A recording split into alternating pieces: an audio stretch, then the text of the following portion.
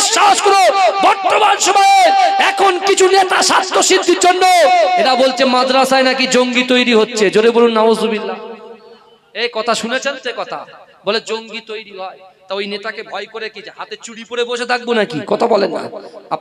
আপনি তার প্রতিবাদ করবেন না? প্রতিবাদ করবেন না? আরে আল্লাহর রাসূল বলছে ইন্না হাযিহিল কুলুবা, নিশ্চয়ই কলবের মধ্যে মরিচা পড়ে, ময়লা পড়ে। কেমন করে পড়ে? এ যুবকরা যারা নামাজ পড়ে না কলবে ময়লা হয়ে যায়, যারা রোজা রাখে না কলব ময়লা হয়ে যায়, যারা যাকাত দেয় না কলব ময়লা হয়ে যায়, অসহায় দুর্গত মানুষদের পাশে যারা থাকে না কলব ময়লা হয়ে যায়, নামাজ যারা ছেড়ে দেয় কলব ময়লা হয়ে যায়। আল্লাহ রাসূল বলছে এ আমার সাহাবারা, শরিয়াত বিরোধী কাজকর্ম করলে ওই কলবটা ময়লা পড়ে যায়। আল্লাহ রাসূল বললেন ইন্না কাসিকিল কুলুবা, নিশ্চয়ই কলবের মধ্যে মরিচা পড়ে। তাজদাউ কামা ইয়াজদাউল হাদিদ, যেমন একটা লোহার উপরে পানি পড়লে লোহাটা জং ধরে যায়। এ যুবকেরা, এ নবী পাকের উম্মতিরা, একজন সাহাবা রাসূলুল্লাহকে বললেন ইয়া রাসূলুল্লাহ, হাবিবাল্লাহ, যদি লোহার উপরে পানি পড়ে লোহাটা জং ধরে যায়, একটা সিরিজ কাগজ দিয়ে ঘষলে লোহাটা নিট অ্যান্ড ক্লিন হয়ে যায়, পরিষ্কার হয়ে যায়। কিন্তু না না না, মানুষ শরীরের ভিতরে, মানুষের অন্তরের ভিতরে, কলবের ভিতরে যদি ময়লা পড়ে, মানুষগুলো কেমন করে ওই কলবটাকে পরিষ্কার করবে? হে যুবকেরা, হে নবী পাকের উম্মতিরা, কাল কিয়ামতের মাঠে সাফাতকারী, কাল কিয়ামতের মাঠে আমার রাসূলুল্লাহ নিজে সাফাত করে উম্মতকে জান্নাতে নিয়ে যাবে, হাউজে কাউসারের পানি পান করাবে, আমার দয়ার নবী উম্মতের জন্য রোনাজানি করবে। সেই রাসূলুল্লাহ সাহাবাদেরকে বলেছিলেন হে আমার সাহাবারা, মানব শরীরের ভিতরে ওই কলবটাকে যদি পরিষ্কার করতে চাও, ক্বালু কাসরাতুজ যিকরিল মাউত, তোমরা বেশি বেশি করে মৃত্যুকে স্মরণ করো, ওয়া তিলাওয়াতুল কুরআন, বেশি বেশি বেশি বেশি করে আল্লাহর কোরআন তিলাওয়াত করো। জোরে বলেন। তাহলে মানুষের অন্তরের ভিতরে যে ময়লাটা পড়ে, এই ময়লা যদি পরিষ্কার করতে চান তাহলে কি করতে হবে বাবাজি? দুটো কাজ। মৃত্যুকে স্মরণ করতে হবে, ওয়া তিলাওয়াতুল কোরআন, বেশি বেশি করে কোরআন তেলাওয়াত করতে হবে। জোরে বলবেন। কোরআন বলছে বান্দা ওয়াসারিউ ইলা মাগফিরাতিম মির রাব্বিকুম, তোমরা অতি দ্রুত অগ্রসর হও আমি আল্লাহ আমার ক্ষমার দিকে।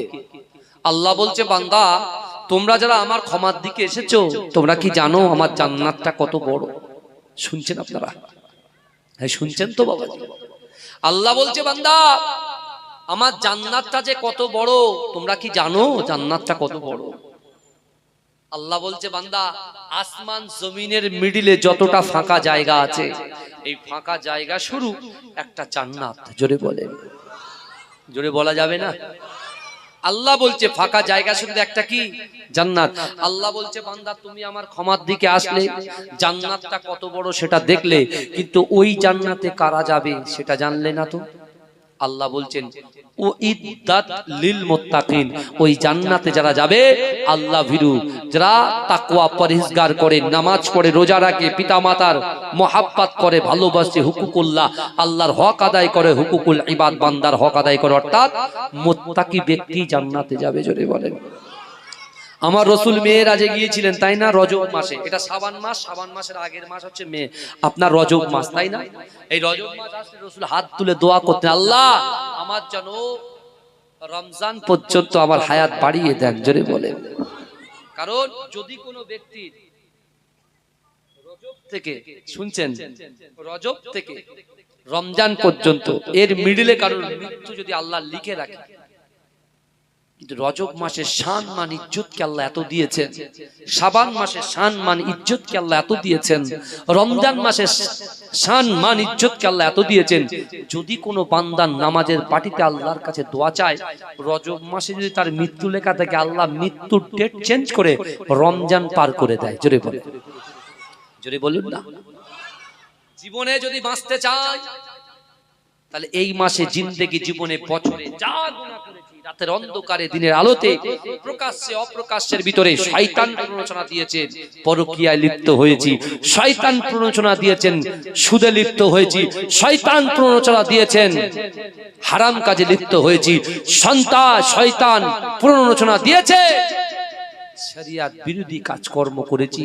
বাঁচতে যদি চান, কবরে যদি ভালো চান, তাহলে আল্লাহর কোরআন বলছে বান্দা ইয়া আইয়ুহাল্লাযীনা আমানু তুবু ইলাল্লাহি তাওবাতান নাসুহা।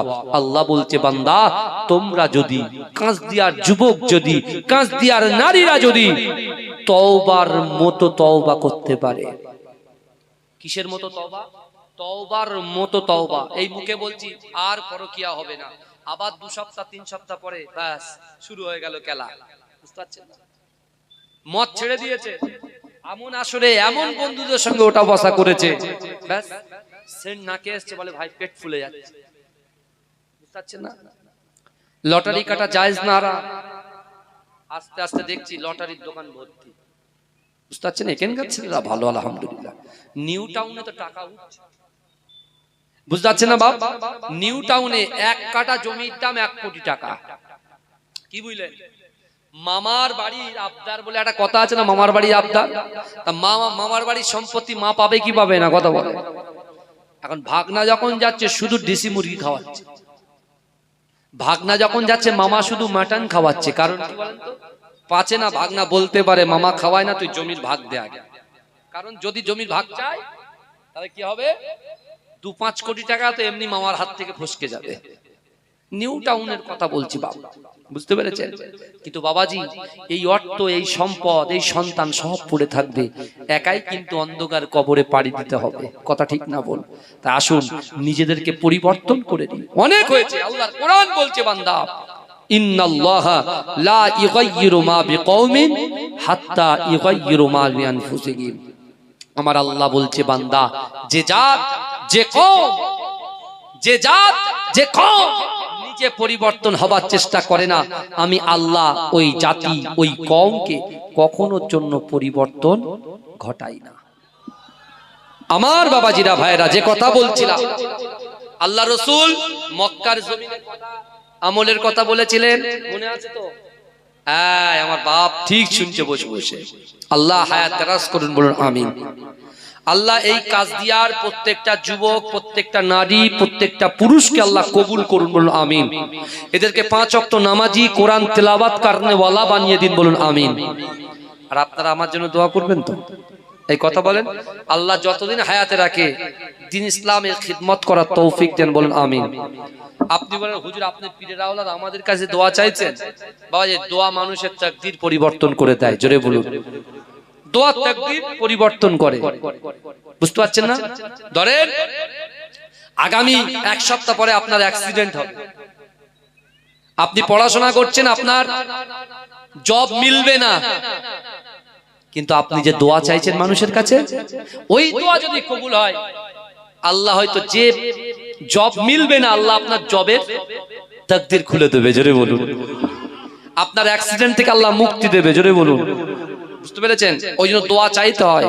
আর জিন্দেগি জীবনে বাবাজি সবকিছু করবেন, অহংকার করবেন না, অহংকার মুক্ত জীবন যাপন করবেন। আপনি নামাজ পড়েন আলহামদুলিল্লাহ, রোজা রাখেন আলহামদুলিল্লাহ, হাজী সাহেব আলহামদুলিল্লাহ, সব ঠিক আছে, পীর সাহেব আলহামদুলিল্লাহ, পীরজাদা আলহামদুলিল্লাহ, কিন্তু অহংকার যার দিদের ভিতরে ঢুকে যাবে, একদিন কিন্তু মোম যেমন গলে যায়, জানেন তো?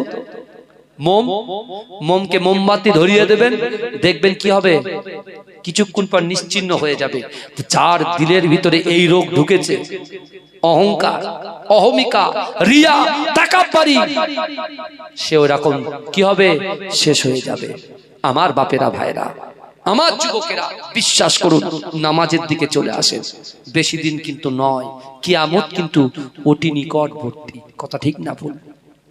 কারণ বিশ্ব নবী মুস্তাফা জান রহমত তিনি ফখর করে আল্লাহ রাসূল মদিনার জমিনে বলেছিলেন, হে সাহাবারা, হুরিমাতুল জান্নাতু আলা আমবিয়াই হাত্তা আদখুলাহা। দুনিয়ার জমিনে যত পয়গম্বর এসেছে, বাবা আদম থেকে নিয়ে হযরত ঈসা আলাইহিস সালাতু ওয়াস সালাম পর্যন্ত সকল পয়গম্বরদের জান্নাতে যাওয়া হারাম যতক্ষণ পর্যন্ত আমি রাসূলুল্লাহ আমি আগে দয়ার জান্নাতে না যাব। জোরে বলুন। আল্লাহ রাসূলকে কত পাওয়ার দিয়েছেন আর আমাদেরকে কত পাওয়ার দিয়েছেন দেখেন। আমার বাবাজি কত পাওয়ার দিয়েছেন দেখেন। আমার ভাই জানেরা, এ নবী পাকের উম্মত উম্মতিরা, এ নবী দেওয়ানারা, বিশ্ব নবী রাসূলুল্লাহ সাল্লাল্লাহু আলাইহি ওয়াসাল্লামের সাহাবা আল্লাহ রাসূলকে বললেন, ইয়া রাসূলুল্লাহ, ইয়া হাবিবাল্লাহ, হুজুর সবার আগে জান্নাতে চলে যাবেন, আপনার উম্মত উম্মতির অবস্থা কি হবে? এ যুবকেরা, ওই সময় দয়ার নবী বলেছিলেন, এ আমার সাহাবারা, আমি রাসূলুল্লাহ জানিয়ে দিলাম, হুরিমাতুল জান্নাতু ওয়ালা উমামি হাত্তা তাদখুলাহা। এ যুবকেরা, এ নবী পাকের উম্মত উম্মতিরা, এ আমার সাহাবারা, আমি রাসূলুল্লাহ তোমাদেরকে জানিয়ে দিলাম, দুনিয়ার জমিনে যত উম্মত এসেছে আদম থেকে নিয়ে হযরত ঈসা আলাইহিস সালাতু ওয়াস সালাম পর্যন্ত যত উম্মত এসেছে, ওই সকল উম্মত উম্মতিদের জান্নাতে যাওয়া ততক্ষণ পর্যন্ত হারাম হারাম হারাম, যতক্ষণ পর্যন্ত আমি রাসূলুল্লাহ আমার উম্মত আগে দয়ার জান্নাতে না যাবে। জোরে বলেন। সকল নবীর আগে আমার নবী জান্নাতে যাবে আর সকল উম্মতের আগে আমরা জান্নাতে যাব। জোরে বলেন। তো আল্লাহ পাক বান্দাকে জানিয়ে দিয়েছে, ও বান্দা, তুমি যদি জান্নাত পেতে চাও, আমি আল্লাহ কোরআনের মধ্যে জানিয়ে দিলাম, ওয়ালিমান খাফা মাকাম রাব্বিহি জান্নাতান।